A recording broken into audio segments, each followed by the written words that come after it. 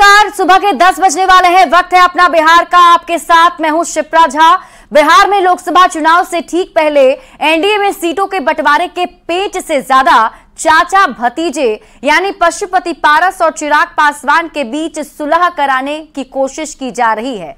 इस बीच पशुपति पारस ने बिहार बीजेपी प्रभारी से मुलाकात की। विनोद तावड़े से सीट शेयरिंग को लेकर मुलाकात हुई। मुलाकात के दौरान पशुपति पारस ने साफ कर दिया कि हाजीपुर सीट पर उनका ही दावा बनता है और वे ही वहां से चुनाव लड़ेंगे। चिराग पासवान भी हाजीपुर सीट से अपनी दावेदारी बीजेपी के सामने रख चुके हैं। पशुपति पारस ने साफ कर दिया है कि अब एक होना संभव नहीं है। चिराग पासवान के साथ दल, दिल और परिवार कभी नहीं मिल सकता है। पशुपति पारस ने कहा कि हम लोगों का दिल टूट चुका है। हालांकि सम्राट चौधरी दावा कर रहे हैं कि सीट बंटवारे का फैसला चुनाव की घोषणा से पहले ही हो जाएगा। पर सवाल यही है कि आखिर कैसे मानेंगे चाचा पशुपति पारस और भतीजा चिराग पासवान। चाचा भतीजे में घमासान का क्या है समाधान?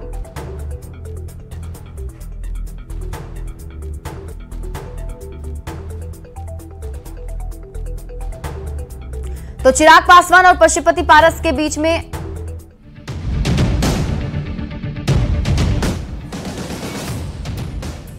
लोकसभा चुनाव से पहले बीजेपी लगातार अपने सहयोगी दलों से संपर्क साध रही है। बिहार में सीटों का फॉर्मूला क्या होगा, इस पर सभी की नजर टिकी है। पर सबसे बड़ी चुनौती एनडीए के लिए पशुपति पारस और चिराग पासवान के बीच सुलह कराने की है। सूत्रों की माने तो बीजेपी ने पशुपति पारस से संपर्क साधा है। पशुपति और चिराग में सुलह की कोशिश हो रही है। पशुपति ने बिहार बीजेपी प्रभारी से भी मुलाकात की है। विनोद तावड़े से सीट शेयरिंग को लेकर मुलाकात हुई। इस दौरान पशुपति पारस ने साफ कर दिया कि हाजीपुर सीट पर उनका ही दावा है और वे वहीं से चुनाव लड़ेंगे।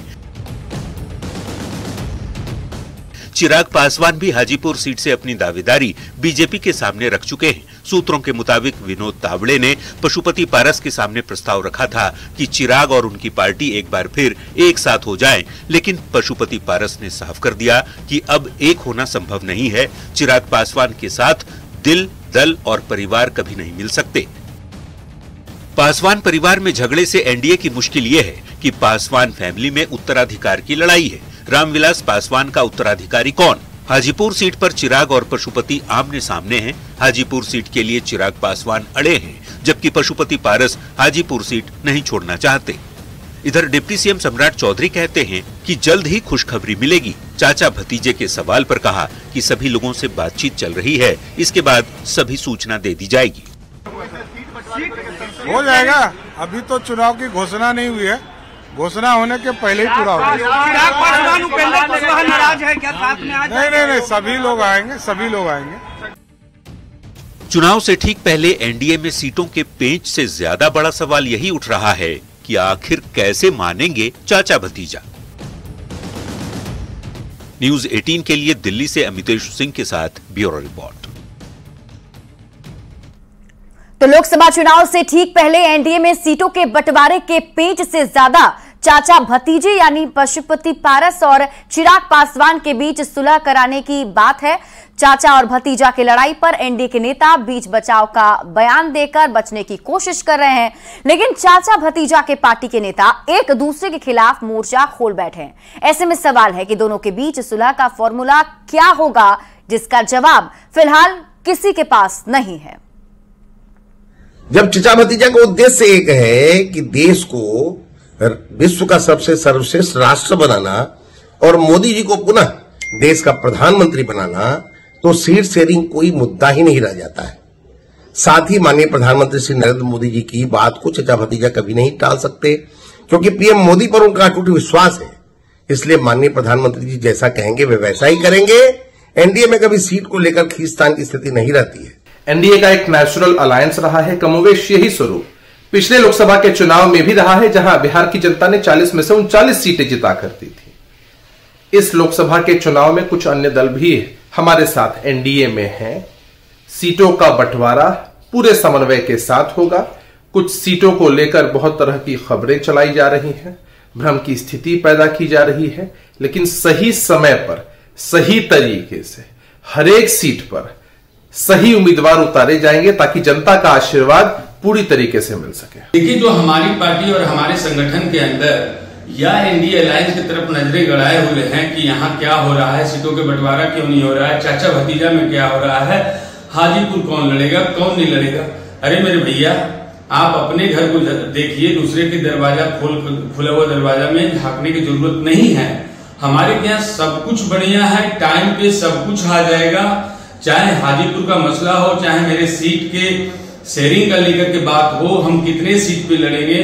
लोक जनशक्ति पार्टी रामविलास अपनी मजबूती बिहार प्रदेश में दिखा चुकी है, इसको कोई नजरअंदाज नहीं कर सकता है। सीट शेयरिंग में चिराग पासवान के वजह से देर हो रही है, क्योंकि चिराग पासवान ने एक जिद ठाना है कि हाजीपुर से वो लड़ेंगे चुनाव। अब भारतीय जनता पार्टी को तय करना है। हमने तो पहले ही कह दिया है कि भारतीय जनता पार्टी पंच की भूमिका में है और हमारे नेता राष्ट्रीय लोक जनशक्ति पार्टी के राष्ट्रीय अध्यक्ष उस सीट से सांसद भी हैं और चिराग पासवान जमुई से हैं। देखिए, 2020 के विधानसभा चुनाव में भाजपा ने अपने ही सहयोगी जदयू से भीतर घात करने के लिए चिराग पासवान का इस्तेमाल किया और जदयू के कई उम्मीदवारों को हरवाने में चिराग ने भाजपा की मदद की। अब नीतीश कुमार कतई नहीं चाहेंगे कि चिराग की बिहार में कोई राजनीतिक हैसियत हो और भाजपा पर नीतीश कुमार का दबाव है। और हमने तो ये सुना है कि उनके चाचा को तो एक सीट देने के लिए भी भाजपा तैयार नहीं है, शायद एक समस्तीपुर मिल भी जाए। मतलब चाचा भतीजा को निपटाने में भाजपा लग गई है। तो अलग अलग बयान सामने आ रहे हैं और आपको बता दें कि चाचा और भतीजे के बीच में किस बात को लेकर घमासान मचा हुआ है वो हम आपको ग्राफिक्स के जरिए समझाते हैं। दरअसल चिराग पासवान जो हैं वो उनका कहना यह है कि उन्हें 6 लोकसभा की सीट चाहिए, यानी जो सीट शेयरिंग का फॉर्मूला निकले उसमें 6 सीट चिराग पासवान को चाहिए और 5 सीट की मांग पशुपति पारस कर रहे हैं। हाजीपुर सीट को लेकर घमासान मचा हुआ है, इनकी तरफ से कहा जा रहा है। चिराग पासवान कह रहे हैं कि हाजीपुर जो है वो मेरी विरासत है, तो वहीं पशुपति पारस का कहना है कि हाजीपुर सीट जो है वो रामविलास पासवान ने मुझे दी थी, मैंने वहां चुनाव लड़ा था और इस बार भी दावेदारी मेरी ही बनती है। हाजीपुर सीट पर मेरी दावेदारी है, ये चिराग पासवान का कहना है। तो वहीं पशुपति पारस जो है वो कहते हैं कि जमुई से उन्होंने चुनाव लड़ा था और जमुई से उन्हें चुनाव लड़ना चाहिए।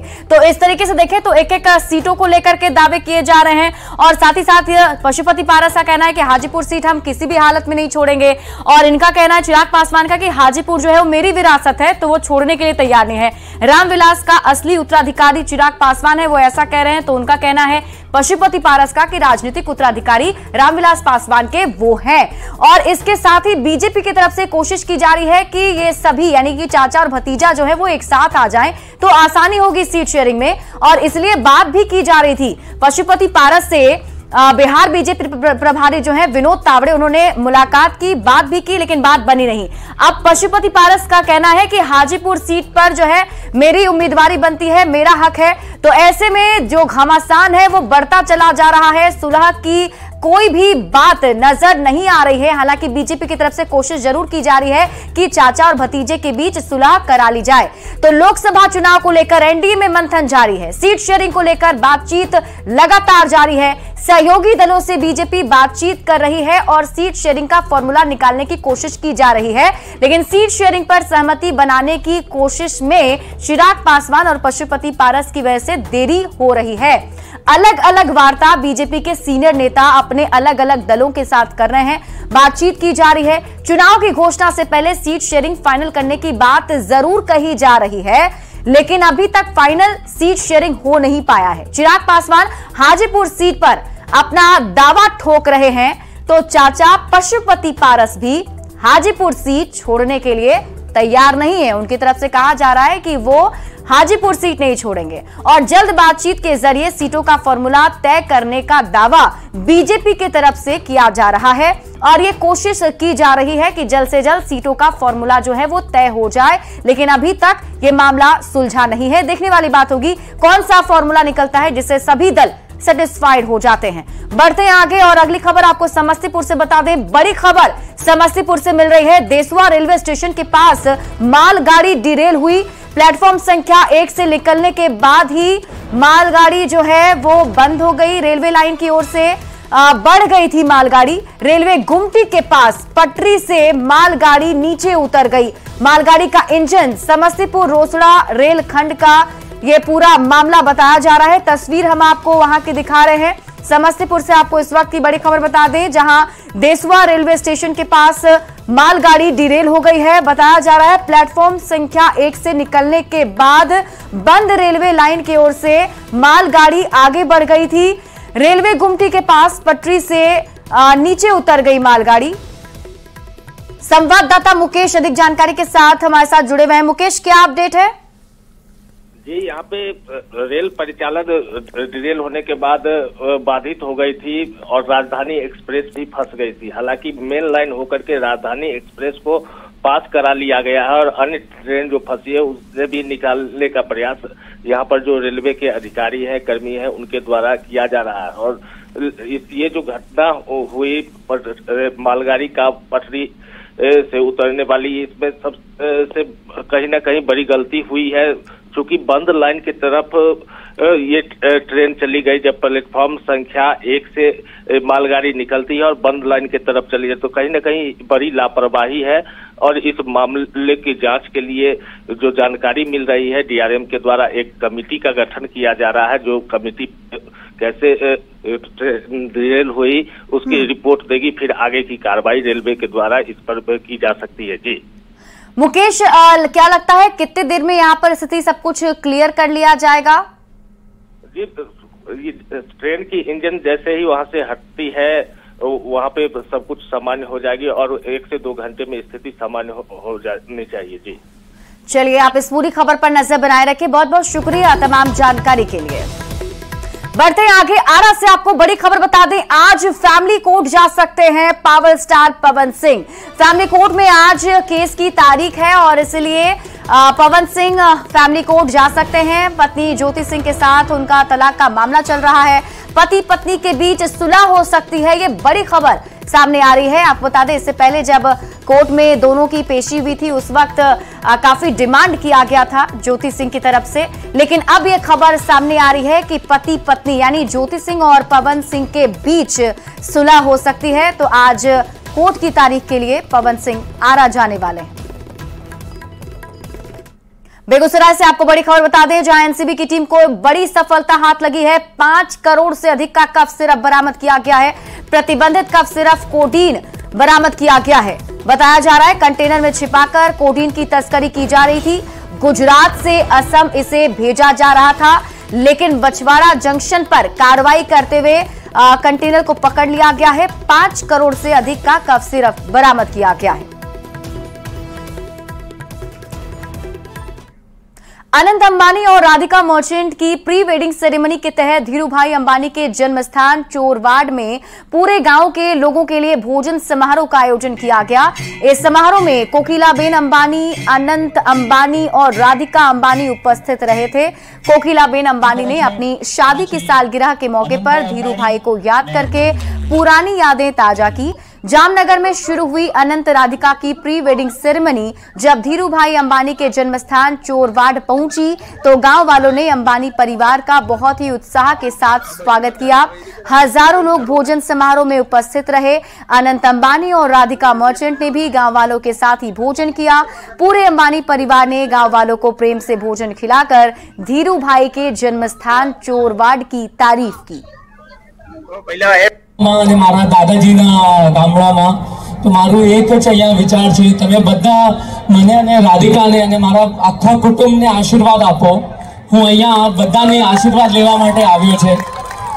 અહીંયા તમે બધા જમીને ખૂબ અમને આશીર્વાદ આપીને જજો। અને ચોરવાડ તો મારા દાદા અને મારા દાદીના જન્મભૂમિ છે। જે પણ અહીંયા રિલાયન્સમાં થયું છે ચોરવાડ કારણ થયું છે। દાદાજી ચોરવાડના છે અને મારું અહીંયા મારું એક વિચાર આવ્યું કે એક ધીરુભાઈ ચોરવાડથી ઊભો થયો તો અહીંયા આ ગામથી 10 ધીરુભાઈ ઊભા થવું જોઈએ, આવો મારો વિચાર છે। અને આ ગામડાથી થઈ શકે અને એ જ મારું વિચાર છે કે અહીંયાના જે બાળકો છે એ ધીરુભાઈથી પ્રેરણા લે અને આગે વધે અને અહીંયા 10 થી अगला 10 वर्ष में अहिया 10 धीरूभाई उभा थवू जोईए। आ गामडामां शक्ति है आ मने लागे छे। ચોરવાડી માતા બધાના ભલા કરે અને બધાને જય શ્રી કૃષ્ણ. હમણાં તમે બધા ભોજન માટે જાઓ અને બધા એકવાર મને અને રાધિકાને બધાને આશીર્વાદ આપીને જાઓ. જય શ્રી કૃષ્ણ. और न्यूज 18 बिहार झारखंड पर आज शाम 6 बजे से लगातार लोकसभा चुनाव पर मेगा ओपिनियन पोल आपको दिखाएंगे. 2024 लोकसभा चुनाव के लिए न्यूज 18 लेकर आ रहा है 21 राज्यों के 518 लोकसभा सीटों का सबसे विश्वसनीय सर्वे. हमने साइंटिफिक तरीके से ग्राउंड जीरो पर जाकर 518 लोकसभा सीटों पर जनता की राय जानने की कोशिश की है. इस मेगा ओपिनियन पोल में सवालों का एक ऐसा सीक्वेंस देखने को मिलेगा जिससे आपको 2024 चुनाव में जनता का एक्यूरेट मूड समझ में आ जाएगा. बिहार की 40 सीट पर जनता किसे वोट करने वाली है जानने के लिए न्यूज 18 बिहार झारखंड पर आज शाम 6 बजे से देखिए मेगा ओपिनियन पोल. दुनिया के सबसे बड़े चुनाव से पहले न्यूज 18 नेटवर्क लाएगा देश का सबसे बड़ा ओपिनियन पोल. 21 राज्य, 518 संसदीय सीट, 1 लाख से ज्यादा लोगों की राय, देश की जनता से सीधा संवाद और उनकी राय. एक सबसे बड़ा पोल, 20 चैनल्स, 16 वेबसाइट्स पर अब तक नहीं हुआ ऐसा opinion poll. News 18 mega opinion poll शाम 6 से रात 10 बजे 13 और 14 मार्च सिर्फ न्यूज 18 नेटवर्क पर. और फिलहाल इस बुलेटिन में अभी के लिए बस इतना ही. आप देखते रहिए न्यूज 18 बिहार झारखंड.